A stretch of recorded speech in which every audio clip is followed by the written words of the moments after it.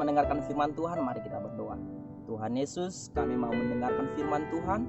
Berkati kami, tolong hamba-Mu supaya segala sesuatu yang hamba-Mu sampaikan semua berasal daripada Tuhan dan boleh memberkati semua jemaat yang mendengarkan. Dalam nama Yesus kami sambut firman-Mu. Amin. Saudara-saudara yang berkati Tuhan, mari kita buka Alkitab kita dari Filipi pasal 4 ayatnya yang keempat. Di sana dikatakan, bersukacitalah senantiasa dalam Tuhan. Sekali lagi kukatakan, bersukacitalah. Bapak Ibu Saudara yang berkati Tuhan, surat Filipi ditulis oleh Paulus. Ada berulang kali kata sukacita dia tuliskan dalam kitabnya kepada jemaat yang ada di Filipi pada saat itu.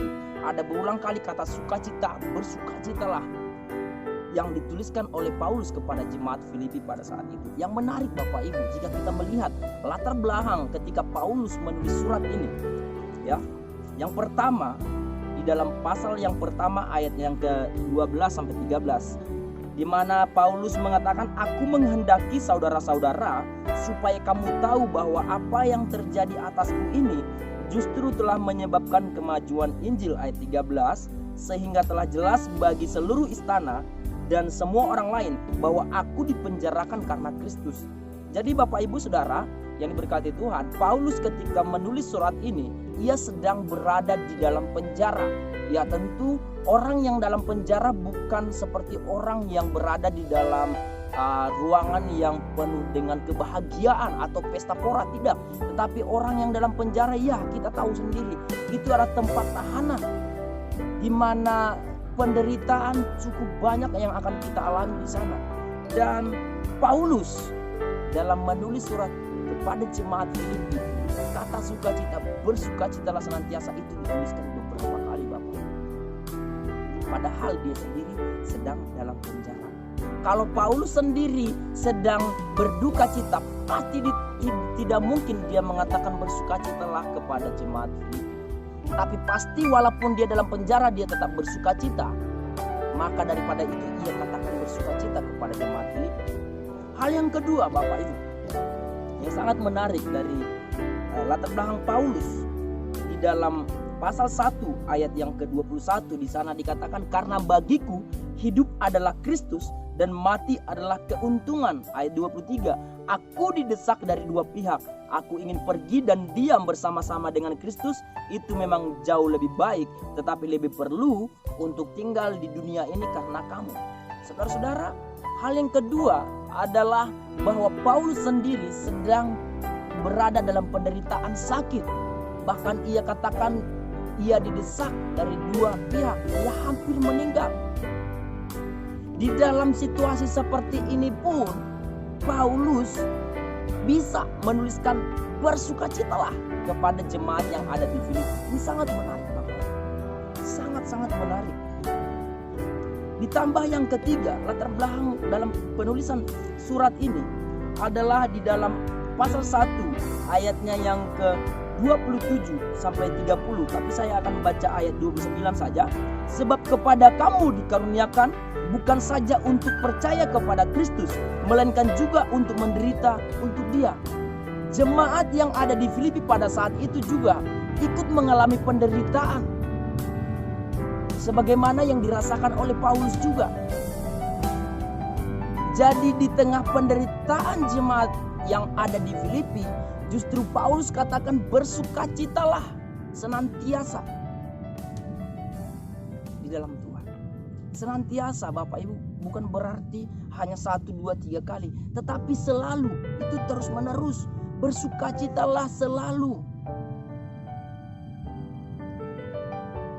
Yang menjadi pertanyaan, apa yang mendasari sukacita Paulus sehingga ketika dia dalam penjara, ketika dia sakit, melihat jemaatnya di Filipi menderita, ia masih mampu berkata bersukacitalah senantiasa? Apa yang mendasari sukacita ini? Jawabannya adalah Injil Bapak. Paulus punya iman yang luar biasa bahwa dia sangat percaya bahwa apa yang dia sampaikan adalah hal yang benar. Injil yang dia sampaikan adalah kabar baik bagaimana Yesus sudah datang ke dunia untuk menyelamatkan semua manusia. bagi mereka yang percaya kepadanya. Dan hal inilah yang membuat Paulus tetap bersuka cita karena dia mengerti bahwa keselamatan itu sudah dia peroleh. Makanya Paulus sampai rela masuk ke dalam penjara hanya karena Injil. Iman yang luar biasa dari seorang Paulus membuat dia tetap bersuka cita karena dia yakin dia punya Kristus. Yesus ada dalam hidup Paulus, itu yang membuat dia tetap bersuka cita walau di tengah kondisi yang sulit sekalipun, Bapak Ibu. Sukacita ketika kita bersama dengan Yesus pasti akan mengalahkan semua masalah yang membuat kita mungkin akan stres, mungkin akan membuat kita depresi, bahkan khawatir, takut sekalipun. Tapi ketika Yesus bersama-sama dengan kita beriman bahwa Yesus ada dalam hatiku dan aku dalam Tuhan, percaya Bapak Ibu, maka sukacita itu akan terus ada dalam diri kita. Sukacita mana yang lebih besar dibanding daripada kita mendapatkan anugerah hidup kekal, yaitu sorga.